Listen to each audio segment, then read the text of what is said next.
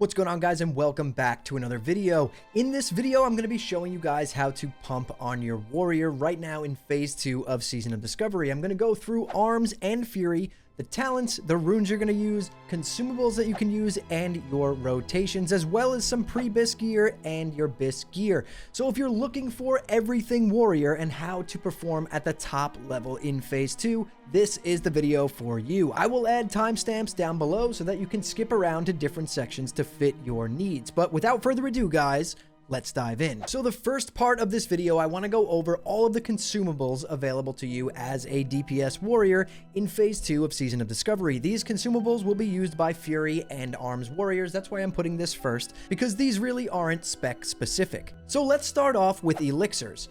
For our top strength elixir, we have the Scroll of Strength 3. This is going to be a little bit pricey because it is your bis strength elixir. We have a Gamagon strength from the Blood Shard turn-ins in Camp Tarajo, and we have the elixir of Ogre strength, which is a little bit more of a budget strength elixir.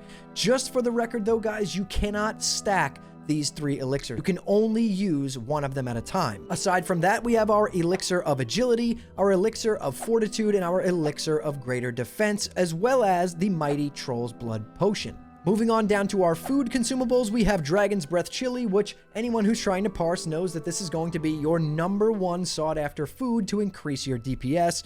We have the Monster Omelet, we have the Tender Wolf Steak, the Spiced Chili Crab, the Heavy Kodo Stew, and the Spider Sausage. Moving on down the list to our potions, we have the Great Rage Potion, which every single one of you should have these in your bags if you're trying to parse. We have Free Action Potions, Nature Protection Potion, Fire Protection Potion, Magic Resistance Potion, and Mildly Irradiated Rejuvenation Potion if you are an alchemist. And then for random consumables or enhancements, we have Solid Sharpening Stones, Shadow Oil, the High Yield Radiation Bomb if you're an engineer, Oil of Immolation, Boggling Root, and Rumsy Rum Black Label. Just worth noting here, guys, that I have actually been using Shadow Oil on my offhand instead of a Solid Sharpening Stone. I'm trying to see which one performs better when you're dual wield Fury, but in my opinion, with the high armor of the Gnomerigan bosses, the Shadow Oil seems to be performing really well. I haven't simmed it yet, so I'm not 100% sure which one is better, but Shadow Oil I figure is going to work a little bit better just because of the high armor of the bosses inside Gnomerigan. So now let's talk about arms. Let's talk about our pre-bis list, our bis list, our talents, our runes, and our rotation. So for our arms pre-bis list, we're going to be going with the Raging Berserker's Helm, the Forest Pendant of the Tiger on our neck, the Failed Flying Experiment shoulders, the Blood-Drenched Cape, which comes from the Stranglethorn PvP event, the Warforged Chestplate, the Berserker's Bracers, the Bonebiter Axe, Pratt's Handcrafted Gloves, the Boar Champion's Belt, the Centurion leg plates, the Shin Kicker boots, both Protector's bands, so the level 38 and the level 28 Protector's bands, the Avenger's Void Pearl, the trinket from BFD, and Rune of Duty, simply because there is no other DPS trinket available to you until you step foot in the raid, and then the Naga Heartrender bow from BFD as well. This is going to give you 5 strength. Now, it's worth mentioning, though, that I am Alliance, and let's say you are Horde, you do not have access to the Bonebiter weapon, so your options are going to be to most likely go for your Whirlwind Axe. This is going to be your absolute best pre-bis two-handed weapon going into the raid on Horde side, but there is another option as well. You can also pick up the Lumbering Ogre Axe, which is a close second to the Whirlwind Axe, and it's BOE, so it might even be on the auction house for fairly cheap. But other than the weapon, the pre-bis stays pretty much exactly the same for Horde and Alliance warriors. As for our talents, we're going to be going 3 points into Heroic Strike, 3 points into Rend, 5 points into Tactical Mastery with 1 point in Anger Management, 2 points into Improved Overpower, 3 points in Deep Wounds, 2 points in Impale, 5 points in Two-Handed Weapon Specialization, 1 point into Sweeping Strikes, 5 points into Axe Specialization for that extra 5% crit, and 1 point into Mortal Strike. As for our runes, we're going to be running Flagellation on our chest rune, Frenzied Assault on our leg rune. It's nice to finally get rid of Consumed by Rage, I know. Endless Rage on our hand rune, Precise Timing on our waist rune, and Rallying Cry on our foot rune. So that would basically be your pre-bis list going into Gnomer. Now, there's other options for all of these pieces of gear, right? You can pretty much take this list. I'm going to be linking it down in the description below this video, and kind of, whatever is accessible to you, you can try and go for all of it. I don't think it's really necessary. I mean, we cleared the raid 3 days after the launch of phase 2, you know, in leveling gear.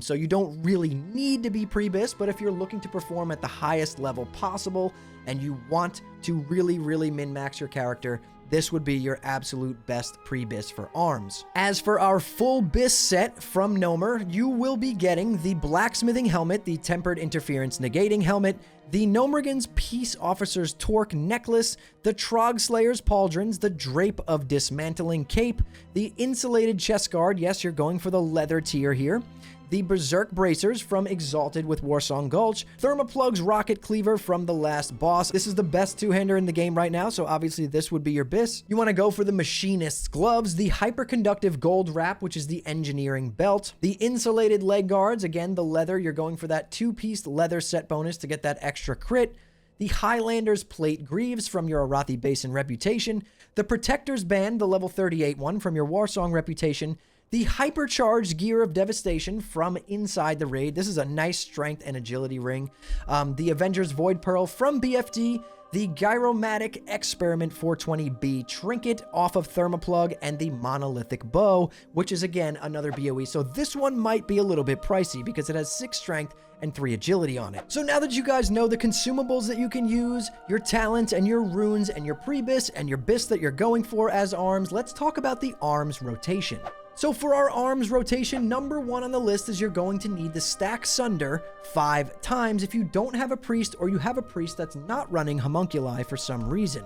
But if you do and you're trying to parse, then you can completely ignore this step. Upon entering combat, you're going to use Blood Rage to activate Flagellation. Now, keep in mind, Berserker Rage also activates Flagellation, but you do not want to use them at the same time. Instead, you want to chain them one after the other to have a maximum uptime on Flagellation, which will greatly increase your DPS. Other than that, you're going to be using Slam on cooldown every time it's available. You're going to be using Overpower on cooldown every time it's available. Make sure to try and dump as much rage as possible before switching stances back to battle stance to do this. You're going to be using Mortal Strike on cooldown as well, and then Whirlwind. It's actually more DPS than Mortal Strike and Slam in cleave situations. Otherwise, only use it when Mortal Strike and Slam aren't available. Other than that, you're going to be using Hamstring and Quick Strike to fish for Wild Strikes or Wind Fury procs, but just make sure that you leave enough rage to use Slam, Mortal Strike, or Whirlwind on cooldown. And then when you hit your execute phase at 20% health, you're going to basically spam execute like your life depended on it. So for our Fury Warrior pre-bis, we're going to be running the Raging Berserker's Helm, the Forest Pendant of the Tiger, the Failed Flying Experiment Shoulders, the Blood-Drenched Cape, again from the Stranglethorn PvP event, the Warforged Chestplate, the Berserker's Bracers from Warsong Gulch Rep Exalted, the Protector's Sword in your main hand, the Sanguine Skull Crusher in your offhand, Pratt's Handcrafted Gloves, the Boar Champion's Belt, Centurion Leggings, Shin Kicker Boots, and both Protector's Bands, the level 38 and 28 version, Avenger's Void Pearl, the trinket from BFD, and Rune of Duty, again, simply because there is no other DPS trinket available to you, and the Naga Heart Render Bow. And again, if you're Horde, the only difference is that your Protector's Sword will be called a Legionnaire's Sword. This is from your Warsong reputation. Now let's take a look at your actual bis that you're going for inside of Nomer. For your absolute bis, you're going to be going for the Blacksmithing Helmet, the Tempered Interference Negating Helmet, the Gnomergan Peace Officer's Torque Necklace, the Trog Slayer Pauldrons, the Drape of Dismantling, the Insulated Chest Guard, we're going for the leather here as well, the Berserker's Bracers from Warsong Gulch Exalted, the Mechatorque's Arcano Shredder Fist Weapon, the Sanguine Skull Crusher Offhand, Machinist Gloves, Hyperconductive Gold Wrap, which is the Engineering Belt, the Leather Insulated Leg Guards, which are again the leather tier set, the Highlander's Plate Greaves from Arathi Basin, your Protector's Band, the level 38 one, the Hypercharged Gear of Devastation, Avenger's Void Pearl from BFD, the Gyromatic Experiment 420B Trinket off the last boss, and the Monolithic Bow, which is 6 strength, 3 agility. This is a BOE and it might be pretty pricey, but you can probably pick it up on the auction house. So let's take a look at our talents and runes. For our talents, we're going to be putting 5 points into Cruelty, 5 points into Unbridled Wrath, 5 points into Improved Battle Shout, 4 points in Dual Wield Specialization, 5 points in Enrage, 1 point in Death Wish, 5 points into Flurry, and 1 point into Bloodthirst. Our chest rune, we're going to be running Flagellation. Our leg rune, you guessed it, we're going to be running Consumed by Rage. Single-Minded Fury on our hand rune. Blood Surge on our waist rune, and Enrage Regeneration on our foot rune. Now let's talk about the Fury rotation. For our Fury rotation, number 1 on your list here is going to be to Sunder. If you do not have a priest, and if your priest is not running homunculi for some reason, which they should be, you will need to Sunder. If you do have a priest running homunculi, completely ignore that. Off the rip, you're going to pop Blood Rage. This is going to activate Flagellation. Now, Berserker's Rage also activates Flagellation, like I said earlier, but the thing is you do not want to use them at the same time. You want to chain them together to have maximum uptime on Flagellation, which leads to a lot more DPS. And then you have Death Wish. Now, Death Wish is going to be used in the last 30 seconds of the fight, or if the fight is going to last long enough for you to get 2+ uses out of Death Wish, use it in the beginning. This is going to vary depending on the boss that you're fighting and on your kill times. Other than that, you're going to be using Slam every single time that Blood Surge procs. Do not hardcast it ever. You're going to be using Bloodthirst on cooldown. You're going to be using Whirlwind when Bloodthirst and Slam aren't available. And you're going to dump your rage with Heroic Strike or Cleave in multi-target situations. The only time you're really going to be in this scenario is if you're really struggling to dump your rage because of excessive Wind Fury or Wild Strikes procs. In your execute phase, you're going to basically spam execute when the boss is between 5 to 10% with Heroic Strike queued.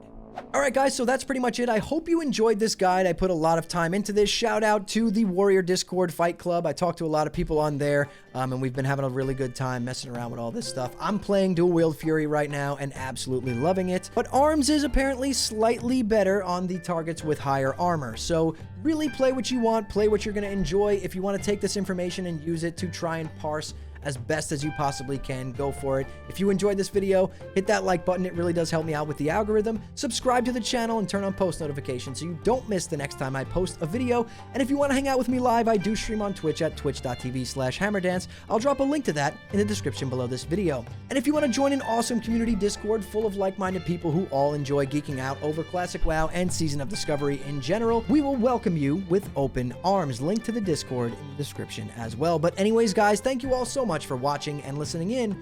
I'll see you all in the next one.